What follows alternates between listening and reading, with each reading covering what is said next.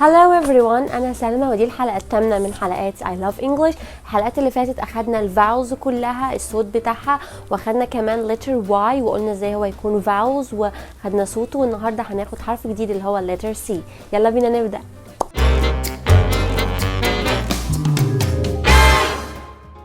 letter C ليه صوتين. الصوت الأكتر وكلنا عارفين هو صوت كا كا كا. في صوت تاني letter C هو صوت سا سا سا.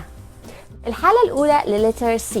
letter C بتقال عليه سا لو جاء وراه 3 حروف اللي هي I, E, Y. I, E and Y. If letter C comes before these 3 letters, we were gonna call it سا سا. لو letter C جاب قبل ال3 حروف دي هنقول عليه سا سا. زي كلمة city city، شوف حرف الاي جا يبقى هنقول عليه سا. زي كلمة slender slender، جا حرف الواي بعد letter C هيبقى صوته سا. زي كلمة seize seize، حرف الاي جا بعد letter C يبقى هنقول عليه سا. certain certain. receive receive. dance dance dancing dancing. وده النطق letter C لو جاء بعديه الحروف ديت اللي هي الاي والاي والواي. اي حالة تانية او اي حرف تاني بتنطق ك ك. زي كلمة car car ك can ك carpet coronavirus COVID-19. يلا نقرا الجملة ديت. I can see a car in the city.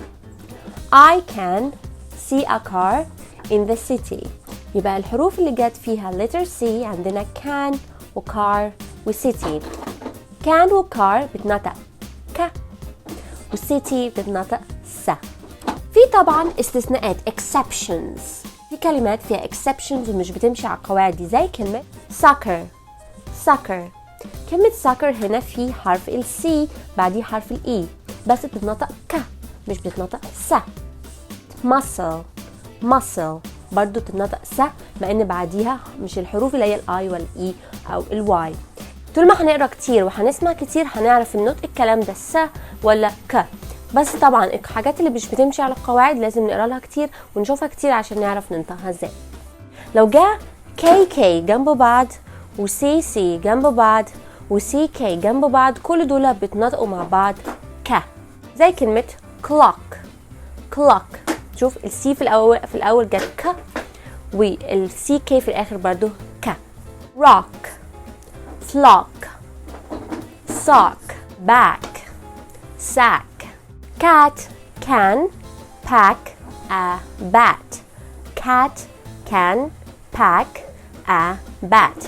لو عجبك الفيديو دوس لايك واعمل سبسكرايب للقناة وما تنساش تعمل شير للفيديو لو حد مهتم. باي.